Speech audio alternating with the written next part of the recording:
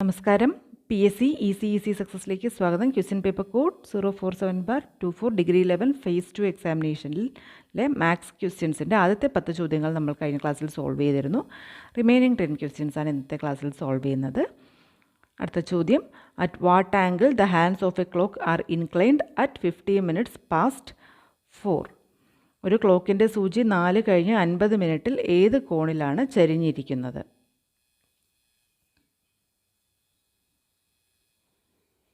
അപ്പോൾ 4:50 സമയം 30h minus 11/2 m equal to 30 into 4 minus 11/2 into 50 equal to 120 minus 270. ഇവിടെ 25 ആകും. 25 into 11 275. അപ്പോൾ ഇതിൻ്റെ നെഗറ്റീവ് നോക്കണ്ട, വാല്യൂ മാത്രം എടുത്താൽ മതി. 275 മൈനസ് 120 ചെയ്യുക, 155. ഈ വാല്യൂ എടുത്താൽ മതി. അതിൻ്റെ നെഗറ്റീവ് സൈനൊന്നും ഇഗ്നോർ ചെയ്യുക. നെഗറ്റീവ് സൈനിനെ ഇഗ്നോർ ചെയ്യുക. 155. അപ്പോൾ 155 ഡിഗ്രി. ഇതാണ് ഉത്തരം. അടുത്ത ചോദ്യം, 2:11 then 3:dash. 2:11 then 3:dash. അപ്പോൾ ഇവിടെ 2 cube plus 3 equal to 8 plus 3 equal to 11. Similar relationship നോക്കാം. 3ക്ക് 3 cube plus 3 equal to 27 plus 3 equal to 30 നമ്മുടെ ഓപ്ഷൻസിലുണ്ട്. അപ്പോൾ ആൻസർ 30. Option A 30. അടുത്ത ചോദ്യം, if the 6th day of a month is 2 days earlier than Thursday, what day will it be on the 18th day of the month? ഒരു മാസത്തിലെ 6ാം ദിവസം വ്യാഴാഴ്ചയേക്കാൾ 2 ദിവസം മുമ്പാണെങ്കിൽ മാസത്തിലെ 18ാം ദിവസം ഏത് ദിവസമായിരിക്കും?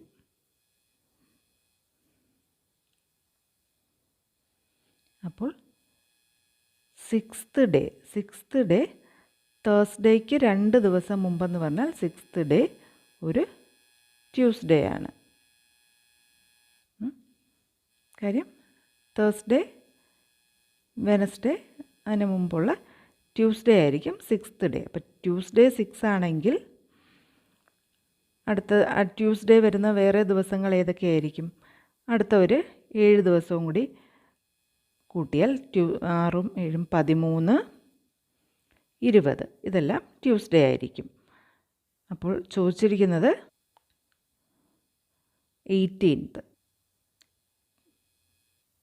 മുമ്പ് മൺഡേ, സൺഡേ ഉണ്ട്. അപ്പോൾ 18 പറയുന്നത് ഒരു ഞായറാഴ്ച, സൺഡേ ആയിരിക്കും വരുന്നത്. അപ്പോൾ 18ാം തീയതി 18th വരുന്നത് ഒരു സൺഡേ അഥവാ ഞായർ.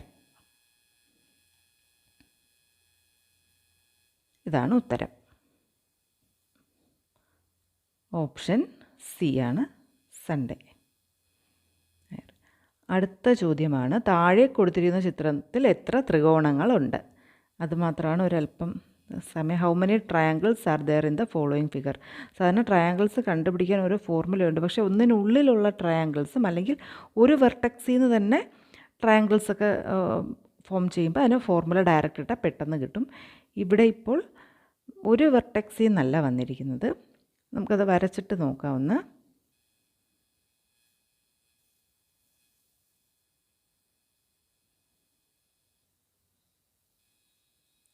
ഇത് അപ്പോൾ ഇങ്ങനെ ഈ ചിത്രത്തിൽ നമ്മളിപ്പം ഇത് വരയ്ക്കുന്നതെന്ന് എടുത്താൽ ആദ്യം ഈ ഒരു ചിത്രം, ഇത് ഒരു ട്രയാങ്കിൾ 1.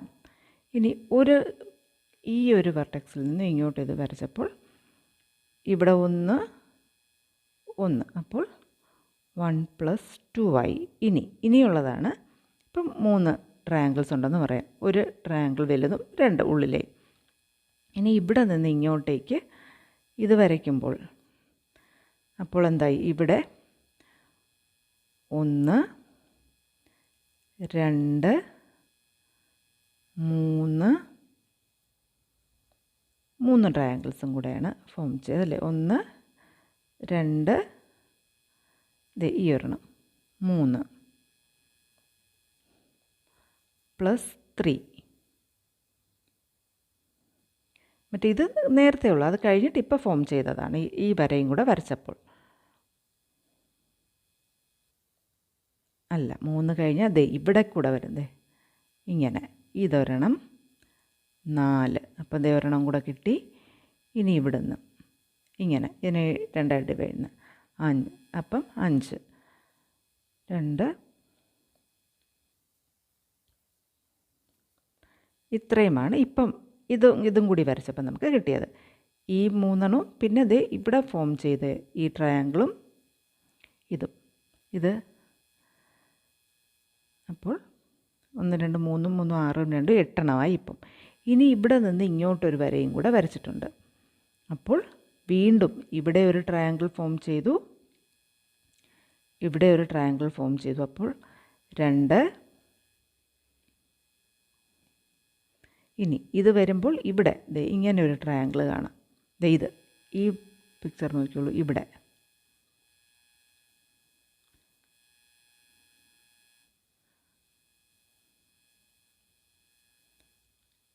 ഇങ്ങനെ ഒരു ട്രയാങ്കിളായി. ഇനി ഈ വര വന്നപ്പോൾ ഇവിടെ ഒരു ട്രയാങ്കിൾ ഫോമായി. ഇത് അല്ലേ, ഇവിടെ ഒരെണ്ണം കൂടെയായി. ഇതാണ് ഇപ്പോഴത്തെ ഈ ട്രയാങ്കിൾ വരച്ചപ്പോൾ നമുക്ക് കിട്ടിയത്. അപ്പോൾ 2 3 3 6 8 10 11 12. ഇനി ഉണ്ടോ? ഇതിപ്പം 12 ഇപ്പം കിട്ടിയേക്കുന്നത്. പക്ഷേ ഇതിങ്ങനെ ഇതല്ലാതെ എനിക്ക് തോന്നും മറ്റേ ഇപ്പോൾ ഒരു സിംഗിൾ ഇതിൽ നിന്നാണ് വരുന്നതെങ്കിൽ, ഇവിടെ നിന്നാണ് വരുന്നതെങ്കിൽ ഇവിടെ നമുക്ക് 3, ഇപ്പം ഒരെണ്ണം കൂടെയാണ് എടുക്കുന്നതെങ്കിൽ നമുക്ക് n × n+1/2 ഇങ്ങനെയൊക്കെയുള്ളൊരു ഫോർമുല വെച്ച് നമുക്ക് ചെയ്ത് കണ്ടുപിടിക്കാം. അപ്പോൾ ഇങ്ങനെ വന്നേക്കുന്നതിനും അതുപോലെ തന്നെ ഒരു ട്രയാങ്കിളിൻ്റെ ഉള്ളിൽ ഇങ്ങനെ വരുന്നതിനും എല്ലാം ഫോർമുല വെച്ച് കണ്ടുപിടിക്കാൻ സാധിക്കും. അപ്പോൾ ഇതിനും ഫോർമുല ഉണ്ടെന്നാണ്, അത് ഉണ്ടെങ്കിൽ ഞാനത് ഫോർമുല ഒന്ന് സെർച്ച് ചെയ്ത് നോക്കി കിട്ടുകയാണെങ്കിൽ ഈ ഒരു ക്വസ്റ്റ്യൻ മാത്രം സെപ്പറേറ്റായിട്ട് ഒന്നും കൂടി ചെയ്തിട്ട് അതിൻ്റെ ഒരു ഷോർട്ട് വീഡിയോ ആയിട്ട് അപ്ലോഡ് ചെയ്ത് കൊടുക്കുന്നതാണ്. ഇപ്പോൾ ഇങ്ങനെ കൗണ്ട് ചെയ്ത് നോക്കുമ്പോൾ കുറച്ചുകൂടെ വലിയ ഫിഗറാണെങ്കിൽ നമുക്ക് ആൻസേഴ്സ് തെറ്റും, പെട്ടെന്ന് സമയത്തിൽ ചെയ്യാനും ഇച്ചിരി ബുദ്ധിമുട്ടാണ്. ഇപ്പം 12 വരെ ട്രയാങ്കിൾസാണ് ഞാൻ നോക്കിയപ്പം കാണുന്നത്, അതിൽ കൂടുതൽ കാണുന്നില്ല. 12 ട്രയാങ്കിൾസ് വരെയാണ് കാണുന്നത്. ഈ വലിയ ട്രയാങ്കിൾ ആദ്യം കൂട്ടി ആദ്യത്തെ 3 പിന്നെ വരുന്നതും വരെ ആകാം. പിന്നെ ഈ ചെറിയ ട്രയാങ്കിൾ കൂടിയൊക്കെ വരുമ്പോൾ നമുക്കൊരു കൺഫ്യൂഷൻ വരും. മാനുവലി നമ്മളിങ്ങനെ കൗണ്ട് ചെയ്ത് നോക്കുമ്പോൾ തെറ്റിപ്പോയോ എന്നൊക്കെ ഉള്ളത്. പക്ഷേ 12 വരെ ട്രയാങ്കിൾസാണ് കിട്ടിയത്. അപ്പോൾ ഉത്തരം 12 എന്നാണ് കിട്ടിയിരിക്കുന്നത്. ഈ ചോദ്യമാണ് ഇതിൽ കുറച്ച് സമയമെടുക്കുന്നതായിട്ട് തോന്നിയത്. അടുത്ത ചോദ്യം. Deepak walks 1 kilometer towards east, then he turns to south and walks 5 kilometer. Again he turns to east and walks 2 kilometer. After this he turns to north and walks 9 kilometer. Now how far is he from his starting point? Deepak 1 kilometre കിഴക്കോട്ട് നടന്ന് തെക്കോട്ട് തിരിഞ്ഞ് 5 kilometre നടക്കുന്നു. വീണ്ടും കിഴക്കോട്ട് തിരിഞ്ഞ് 2 kilometre നടക്കുന്നു. ഇതിനുശേഷം വടക്കോട്ട് തിരിഞ്ഞ് 9 കിലോമീറ്റർ നടക്കുന്നു. ഇപ്പോൾ അവൻ തൻ്റെ ആരംഭ പോയിന്റിൽ നിന്നും എത്ര അകലെ ആണ്? അപ്പോൾ ഇവിടെ നോർത്ത്, സൗത്ത്, ഈസ്റ്റ്, വെസ്റ്റ് എപ്പോഴും ഇംഗ്ലീഷിലും മലയാളത്തിലും ഉള്ളത് നോർത്ത്, സൗത്ത്, ഈസ്റ്റ്, വെസ്റ്റ് ഇത് തന്നെയാണ്. മലയാളത്തിലാണെങ്കിൽ വടക്ക്, തെക്ക്, കിഴക്ക്, പടിഞ്ഞാറ് ഈ ഡയറക്ഷൻസ് ഓർത്ത് വയ്ക്കുക. ഇനി നമ്മുടെ ചോദ്യത്തിൽ ആദ്യം ദീപക്, ഈ ചിത്രം കണ്ടുകൊണ്ട് തന്നെ വരയ്ക്കാം. 1 കിലോമീറ്റർ കിഴക്കോട്ട് ഇവിടെ നിന്നും സ്റ്റാർട്ട് ചെയ്താണ് സ്റ്റാർട്ടിംഗ് പോയിൻ്റ്. ഇവിടെ നിന്നും കിഴക്കോട്ട് ഈസ്റ്റിലേക്ക് 1 കിലോമീറ്റർ നടന്നു. അതിനുശേഷം തെക്കോട്ടേക്ക്, അതായത് സൗത്തിലേക്ക്, ഇങ്ങോട്ടേക്ക് 5 കിലോമീറ്റർ തെക്കോട്ടേക്ക് നടന്നു. വീണ്ടും കിഴക്കോട്ടേക്ക്, അപ്പോൾ വീണ്ടും ഈ കിഴക്കോട്ടേക്ക് തിരിഞ്ഞ് 2 കിലോമീറ്റർ നടന്നു. ഇതിനുശേഷം വടക്കോട്ട് തിരിഞ്ഞ് 9 കിലോമീറ്റർ നടക്കുന്നു.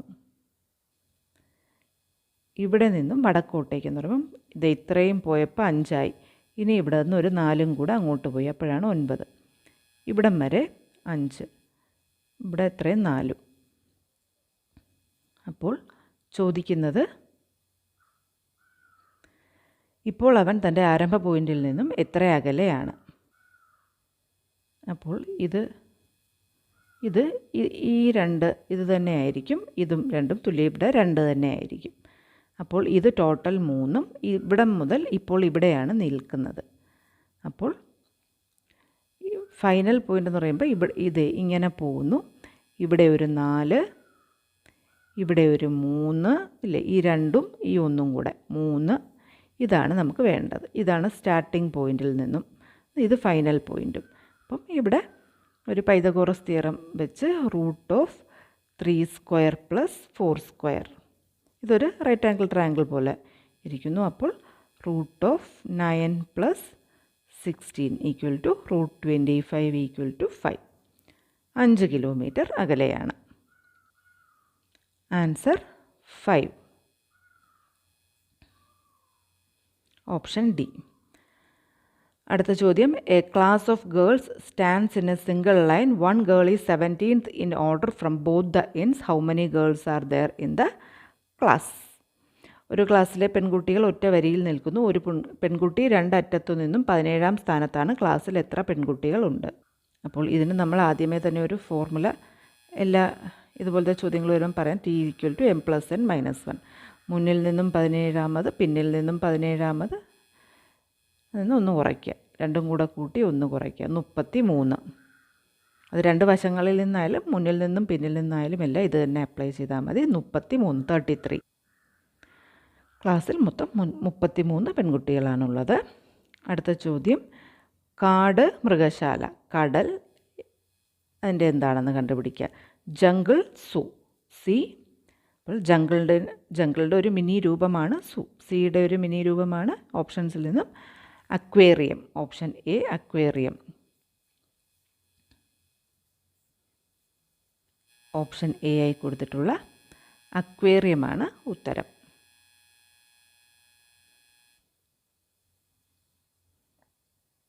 അടുത്ത ചോദ്യം, 5, 10, 26, 50, -170 മിസ്സിംഗ് നമ്പർ കണ്ടുപിടിക്കാനാണ്. 5, 10, 26, 50, -170. അപ്പോൾ ഈ നമ്പേഴ്സിൻ്റെ ഒരു പ്രത്യേകത നോക്കിയാൽ 2² + 1 = 5, 4 + 1.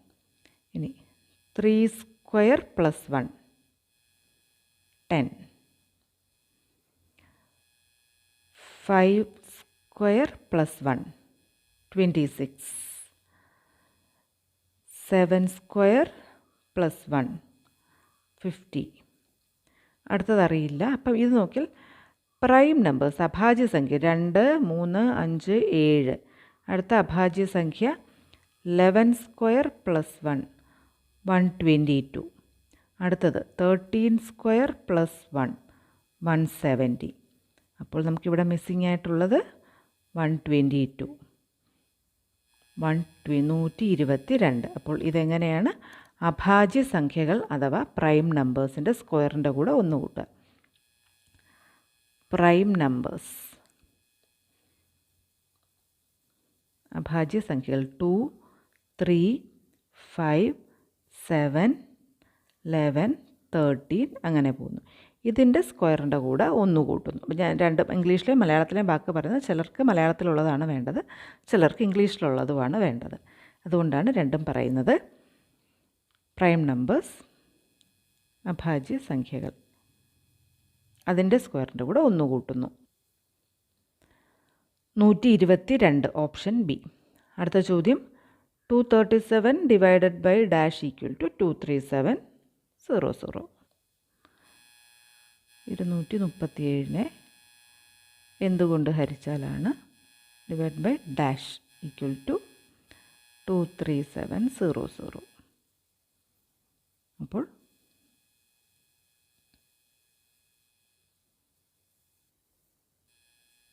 ഇത് കിട്ടാൻ 237 ഇതുകൊണ്ട് ഹരിക്കുക. 237 ഡിവൈഡഡ് ബൈ ഇത് ചെയ്യുമ്പോഴാണ് നമുക്കിത് ഉത്തരം കിട്ടുന്നത്. അതായത് 1/100 ഈക്വൽ ടു 0.01. ഒരു സംഖ്യ എന്തുകൊണ്ട് ഹരിക്കുമ്പോഴാണ് മറ്റേത് കിട്ടുന്നത് എന്ന് പറയുമ്പം ഇതിനെ തിരിച്ച് ഹരിച്ച് നോക്കുക. ഡെസിമൽസ് വരുമ്പം കൺഫ്യൂഷൻ വരണ്ട. ഇപ്പം 10 divided by dash is equal to 2.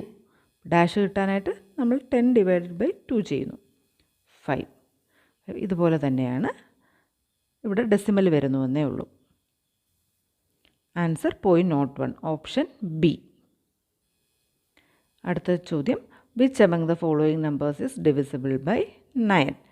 9 കൊണ്ട് ഹരിക്കാവുന്നത് ഏതാണ്? അപ്പോൾ ഇവിടെ ഓപ്ഷൻസിൽ നിന്നും ഓപ്ഷൻസ് എല്ലാം നോക്കാം. അപ്പോൾ ഇവിടെ 1 പ്ലസ് അക്കങ്ങളുടെ തുക, സം ഓഫ് ഡിജിറ്റ്സ് കാണുക.